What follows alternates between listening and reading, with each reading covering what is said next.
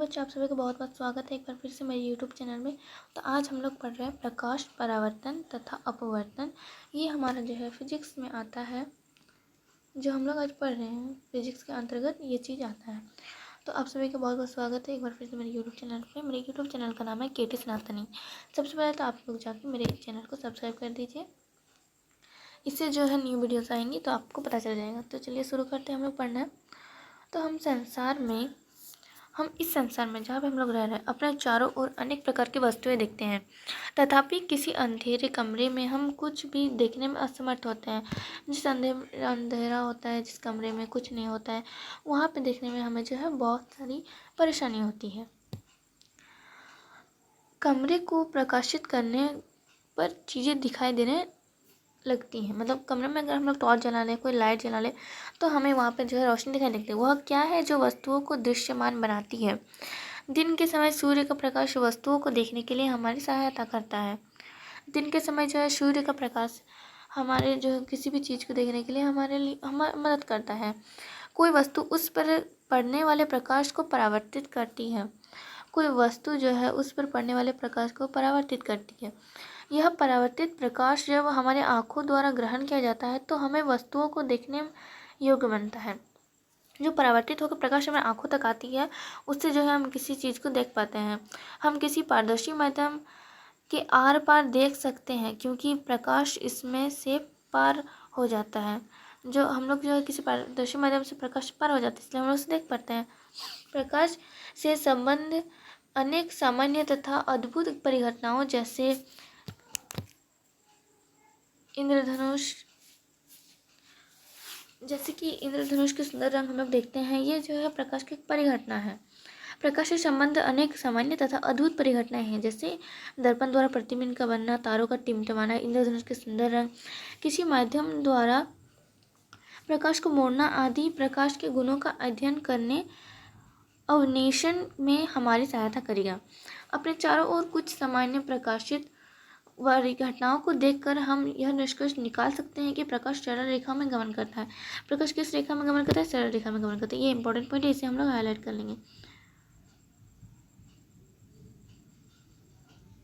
यह तथ्य कि एक छोटा प्रकाश स्रोत किसी पारदर्शी वस्तु को तीक्ष्ण छाया बनाता है, प्रकाश का एक सरल रेखीय पथ की ओर इंगित करता है, जिसे प्राय प्रकाश किरण कहते हैं। इस चीज़ को आप लोग भी हाईलाइट कर लीजिए, ये भी एक इम्पोर्टेंट पॉइंट है। कि देखिए ये चीज़ इम्पोर्टेंट है कि हमारे चारों ओर कुछ सामान्य प्रकाशित परिघटनाएं, हमारे चारों ओर जो है कुछ प्रकाशित परिघटनाएं हैं। कैसी परिघटनाएं हैं? कुछ प्रकाश से रिलेटेड कुछ परिघटनाएं हैं जिसे हम देख सकते हैं और ये निष्कर्ष निकाल सकते हैं कि प्रकाश जो है वो सरल रेखा में गमन करता है, यानी कि सरल रेखा में गमन करता प्रतीत होता है। ऐसा है नहीं कि वो सरल रेखा में गमन करता है, लेकिन ऐसा हमें प्रतीत होता है। यह तथ्य कि एक छोटा प्रकाश स्रोत किसी पारदर्शी वस्तु को तीक्ष्ण छाया बनाता है, प्रकाश के एक सरल रेखीय पथ की ओर इंगित करता है। तो यहाँ पे ये चीज़ दिया हुआ है, इंगित करता है, तो प्राय प्रकाश किरण, तो इसे क्या कहते हैं हम लोग? प्रकाश किरण कहते हैं। आगे हम लोग देखते हैं, यहाँ विवर्तन के बारे में कुछ दिया है। यदि प्रकाश के पथ में रखी अपारदर्शी वस्तु अत्यंत छोटी हो तो प्रकाश सरल रेखा में चलने की बजाय इसके किनारों पर मुड़ने की प्रवृत्ति दर्शाता है। अगर हमारे जो है प्रकाश की जो है रेखा, मतलब वहाँ जो लाइन में चलता है, वहाँ पे अगर हम लोग कोई छोटी चीज़ रख देते हैं तो वहाँ पे जो है प्रकाश उसके ऊपर में जो है परावर्तन का नहीं दिखाएगा, उसमें उसके जो किनारों में मुड़ने की प्रवृत्ति दिखाता है। इससे हम क्या करते हैं? विवर्तन करते हैं। इस चीज़ को भी हम लोग कर लेंगे। यदि प्रकाश के पथ में रखी अपारदर्शी वस्तु अत्यंत छोटी हो तो प्रकाश सरल रेखा में चलने की बजाय उसके किनारों में मुड़ने की प्रवृत्ति दर्शाता है। इसे हम लोग क्या कहते हैं? प्रकाश का विवर्तन कहते हैं। इस चीज़ को हम लोग हाईलाइट करेंगे। यहाँ दिख नहीं रहा है ये कलर, मैं दूसरा कलर ले लेती हूँ।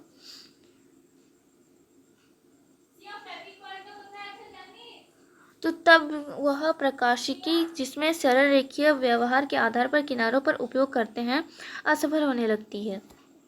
यहाँ ये ढंग से नहीं हुआ, मैं इसे अच्छे से कर देती हूँ ताकि आप लोग को समझ में आए। इस चीज़ को हाईलाइट कर लीजिए, ये इंपॉर्टेंट पॉइंट है, ये एग्जाम में बहुत बार पूछा भी जाता है। तो तब वह प्रकाशिकी जिसमें सरल रेखीय व्यवहार के आधार पर किनारों का उपयोग करते हैं असफल होने लगती है। विवर्तन जैसी परिघटनाओं की व्याख्या करने के लिए प्रकाश को तरंग के रूप में माना जाता है, जिससे विस्तृत अध्ययन आप उच्च कक्षा में करेंगे। पुनः 20वीं शताब्दी के प्रारंभ में यह स्पष्ट हो गया कि प्रकाश के द्रव्य के साथ अन्योन क्रिया के विवेचन में प्रकाश का तरंग सिद्धांत अपर्याप्त है तथा प्रकाश प्राय कणों के प्रवाह की भांति व्यवहार करता है। प्रकाश कैसा व्यवहार करता है? तो ये कणों के प्रवाह की भांति व्यवहार करता है। प्रकाश की सही प्रकृति के बारे में यह उलझन कुछ वर्षों तक चली रही, जब तक कि प्रकाश का आधुनिक क्वांटम सिद्धांत उभर कर सामने नहीं आया। कौन सा सिद्धांत? तो क्वांटम सिद्धांत उभर कर सामने नहीं आया, जिसमें प्रकाश को ना तो तरंग माना गया ना ही कण। जिसमें क्या हुआ था कि प्रकाश को ना तो तरंग माना गया था और ना ही कण। इस नए सिद्धांत ने प्रकाश के कण संबंधित गुणों तथा तरंग प्रकृति के बीच सामंजस्य स्थापित किया। ठीक है, जहाँ जहाँ मैं हाईलाइट करते जा रही हूँ वहाँ वहाँ आप लोग भी हाईलाइट करेंगे तो आपके लिए अच्छा होगा। चलिए आगे बढ़ते हैं। इस अध्याय में हम प्रकाश के परावर्तन तथा अपवर्तन की परिघटनाओं का प्रकाश के सरल रेखीय गमन का उपयोग करेंगे, अध्ययन करेंगे। ठीक है, हम लोग किस चीज़ का अध्ययन करेंगे? तो प्रकाश का परावर्तन तथा अपवर्तन के बारे में प्रकाश के सरल रेखीय गमन का उपयोग करके हम इस चीज़ का अध्ययन करेंगे। ये मूल धारणाएं प्रकृति के घटने वाली कुछ प्रकाशित परिघटनाओं के अध्ययन में हमारी सहायता करेगी। तो इस अध्याय में हम लोग ये चीज़ पढ़ेंगे। तो यहाँ पर देखिए, सबसे पहले दिया है प्रकाश का परावर्तन। प्रकाश का परावर्तन क्या है? यहाँ दिया हुआ है, इससे हम लोग जानेंगे कि प्रकाश का परावर्तन आखिर क्या है। तो उच्च कोटि की पॉलिश किया हुआ पृष्ठ जैसे कि दर्पण अपने पड़ने वाले अधिकांश प्रकाश को परावर्तित कर देता है। आप प्रकाश के परावर्तन के नियमों से पहले ही परिचित हैं। आइए इन नियमों का स्मरण करें। यहाँ पे प्रकाश का परावर्तन का नियम दिया है, इस नियमों को हम लोग देखेंगे। तो इसे आप लोग 8 में है भी आप लोग पढ़ चुके हैं। तो सबसे पहला नियम क्या है कि आपतन कोण परावर्तन कोण के बराबर होता है। ये चीज़ हम लोग पढ़ चुके हैं।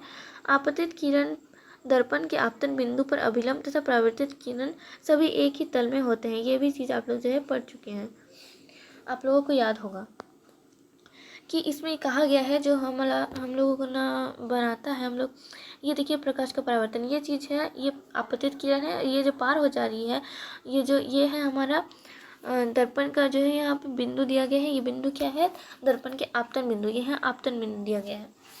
ये फिगर आप लोगों को अच्छे से याद रखना है। यहाँ पे मैं ठीक से बन नहीं रहा है यहाँ पे, लेकिन आप लोग इस फिगर को जो है ठीक से समझने की कोशिश कीजिएगा तो आपके लिए अच्छा होगा। यहाँ देखिए, ये मान लीजिए ये आपका कोई परावर्तक पृष्ठ है।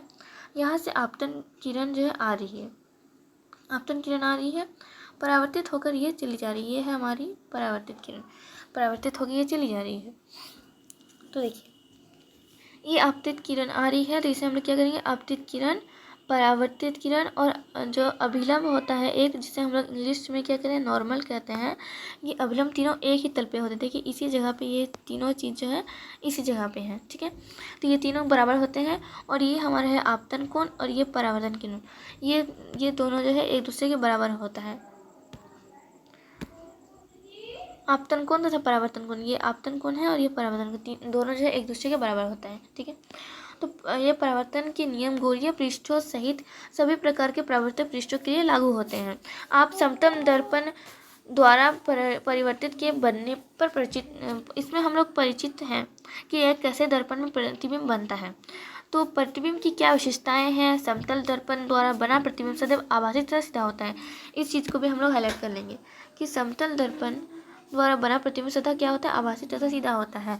प्रतिबिंब का साइज, जो प्रतिबिंब का साइज है वो वस्तु के साइज के बराबर होता है। प्रतिबिंब जो है प्रतिबिंब दर्पण की उतनी दूरी पर बनता है जितनी दूरी पर दर्पण के पीछे जो है उस वस्तु को रखा जाता है, उतनी दूरी पर जो है वो प्रतिबिंब बनता है।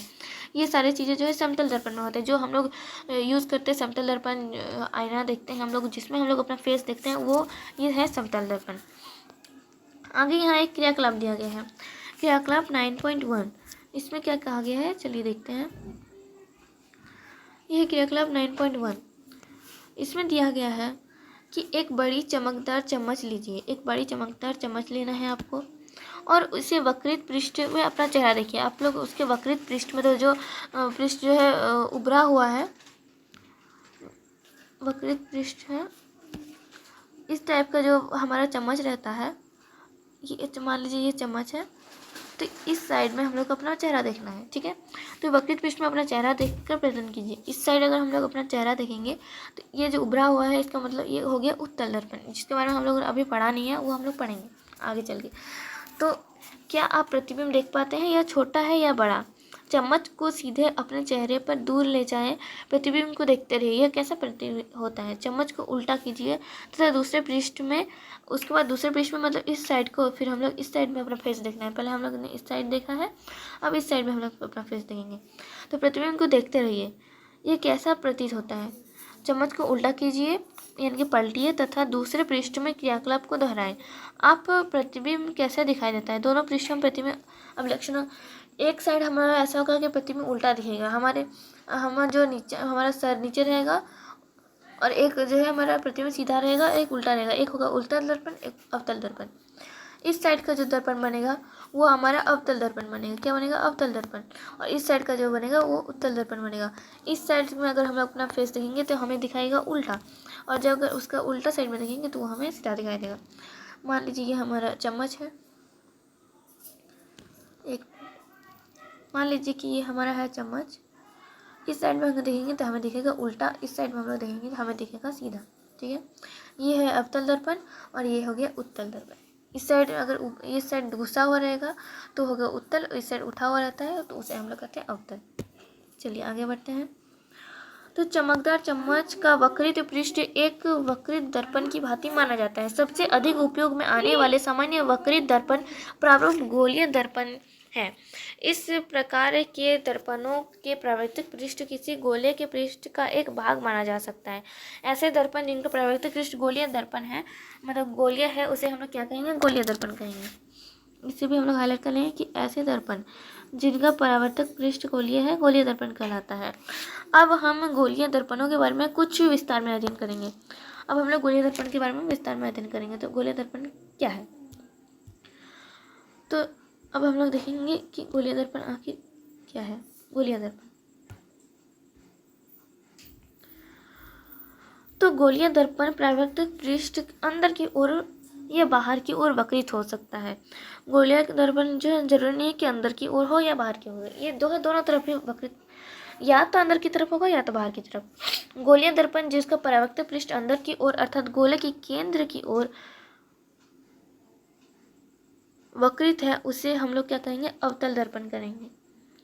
यहाँ तक देखिए, यहाँ हमारा गोलीय दर्पण दिया गया है, यहाँ तक गोलीय दर्पण दिया गया है, इसके आगे हमारा अवतल दर्पण दिया है।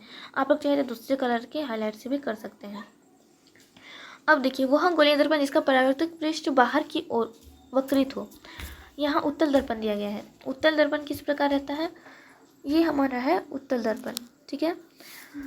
इस तरफ हमारा रहता है कलर किया हुआ, सॉरी। तो ये हमारा उत्तल दर्पण है, ये जो है अंदर की ओर, ये जो है बाहर की ओर वक्रित होता है, जिसे हम लोग कहेंगे अवतल दर्पण। यहाँ पे ये आपका इसका पिक्चर भी आपको मिल जाएगा इस तरफ। आप लोग देखो, यहाँ देखेंगे, देखिए ये हमारा ये अवतल दर्पण है और ये उत्तल दर्पण है। ये देखिए, ये चीज़ है हमारा अवतल दर्पण, ये हमारा उत्तल दर्पण। तो चलिए आगे बढ़ते हैं। तो यहाँ देखिए, ये उत्तल दर्पण को भी हमें हाईलाइट करना है। इससे हम लोग दूसरे कलर से करेंगे ताकि आप लोगों को समझ में आए। तो ये देखिए, ये वह गोलीय दर्पण जिसका परावर्तक पृष्ठ अंदर की ओर अर्थात गोले के पृष्ठ की ओर हो, उसे हम लोग क्या कहेंगे? उत्तल दर्पण। वह जो परावर्तक पृष्ठ की ओर जो है वक्रित हो, उसे हम लोग उत्तल दर्पण कहेंगे। इस दर्पण का आरेखीय निरूपण 9.1 में होता है। तो इस चित्रों में नोट कीजिए, तो दर्पणों का पृष्ठ भाग छायांकित है। तो यहाँ पे देखिए, यहाँ जो हमारा पिक्चर दिया गया है उसमें आपका दिया हुआ है कि ये कैसा है और किस प्रकार का है। आप लोग चाहे तो इस पिक्चर को देख के भी समझ सकते हैं। तो आगे हमारे क्या दिया है, चलो देखते हैं। तो आप समझ सकते हैं कि चम्मच का अंदर, एक सेकंड, तो आप समझ सकते हैं कि चम्मच का अंदर की ओर वक्रित पृष्ठ लगभग दर्पण जैसा है तथा चम्मच बाहर की ओर उभरा है लगभग उत्तल दर्पण जैसा। एक उत्तल दर्पण है, एक अवतल दर्पण है। मतलब ये जो चम्मच है, हम लोगों ने जो पहले उदाहरण लिया था चम्मच, देखिए इसमें जो है इस तरफ का कलर क्या हो रहेगा, इसमें थोड़ा सा गलत फिगर दिया गया है। तो इसमें गलत फिगर दिखाया गया है, इसमें जो है इस तरफ आपका कलर होना चाहिए था। एक सेकंड, थोड़ा सा इधर मिस्टेक दिया हुआ है, मैं आपको सुधार देती हूँ। इसमें इस तरफ कलर किया गया है, तो इसका होता है इस तरफ कलर। इधर आप लोग जैसे इधर डॉट डॉट देंगे तो ये होगा इस तरफ कलर, ये उत्तल, ये अवतल। तो आप लोग समझ गए पूरा ये चीज़। आगे चलते हैं क्या है। तो आगे हमारा है कि सर्वप्रथम, सॉरी इधर मैं थी कि यहाँ पे मैं थी ना। तो अब आप समझ सकते हैं कि चम्मच का अंदर की ओर वक्रित पृष्ठ लगभग अवतल दर्पण जैसा है तथा चम्मच का बाहर की ओर उभरा पृष्ठ लगभग उत्तल दर्पण जैसा है। गोलीय दर्पण के बारे में अधिक ज्ञान प्राप्त करने के लिए पहले आइए हम कुछ शब्दों अथवा पदों को जानें तथा उनका अर्थ समझें। ये गोलीय दर्पणों के बारे में चर्चा करते समय सामान्य प्रयोग में आते हैं। गोलीय दर्पणों के परावर्तक पृष्ठ के केंद्र को ध्रुव कहते हैं।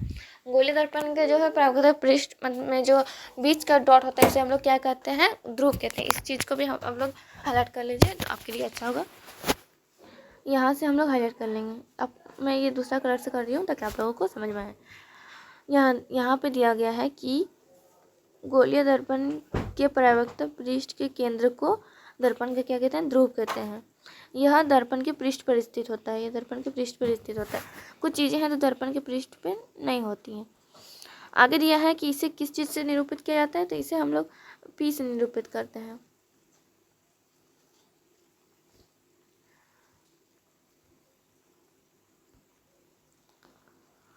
गोलीय दर्पण का परावर्तक पृष्ठ एक गोले का भाग है। गोलीय दर्पण का जो है परावर्तक पृष्ठ है गोले का भाग है।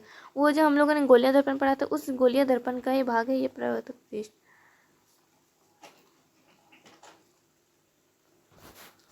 इस गोले का केंद्र गोलीय दर्पण का वक्रता केंद्र कहलाता है। इस गोले का केंद्र क्या कहलाता है, गोले का वक्रता केंद्र कहलाता है। मान लीजिए ये एक गोला है, अगर ये एक गोला है तो ये अगर हमारा है जो है ये है हमारा अगर दर्पण है तो ये जो बीच से जो है ये केंद्र होगा, ये वक्रता केंद्र होगा और ये जो लाइन होगी ये होगी हमारा त्रिज्या यानी कि रेडियस। ये तो आप लोग को पता ही होगा, वृत्त आप लोगों ने पढ़ाई होगा। इसे अक्षर सी से निरूपित किया जाता है। इसे किससे निरूपित किया जाता है, अक्षर सी से निरूपित किया जाता है। तो कृपया ध्यान दें कि वक्रता केंद्र दर्पण का भाग नहीं है। वक्रता केंद्र जो है दर्पण का भाग नहीं है। ये हमारा अगर दर्पण है तो इसका जो है केंद्र जो है यहीं पे था, दर्पण से सटा हुआ था, लेकिन वक्रता केंद्र दूर हो जा रहा है इससे। लेकिन ये जो है ये दर्पण का भाग नहीं है, ये हमारा है सी और ये हो गया हमारा पी यानी कि ध्रुव। ये हमारा ध्रुव है और ये हमारा सी केंद्र है, ठीक है। तो ये दर्पण का भाग नहीं है, दर्पण से दूर है।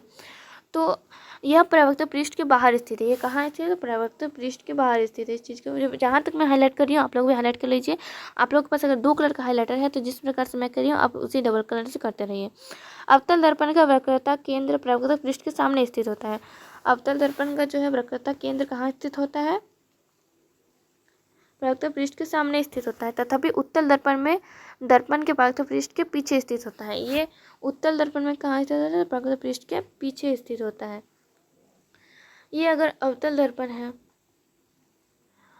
तो यहाँ हमारा जो है ये केंद्र है, ये हमारा पी इधर है, तो ये हमारा जो अवतल दर्पण होता है उसमें हमारा सी जो है यहाँ स्थित होगा। लेकिन अगर हम लोग उत्तल दर्पण रहेंगे तो यहाँ पे हमारा सी स्थित हो, इस जगह पे स्थित होगा सी, ठीक है। समझ गए आप लोग। आगे देखते हैं आगे क्या दिया गया है। आज के लिए इतना है, आगे का चैप्टर हम लोग दूसरे दिन पढ़ेंगे। Thank you.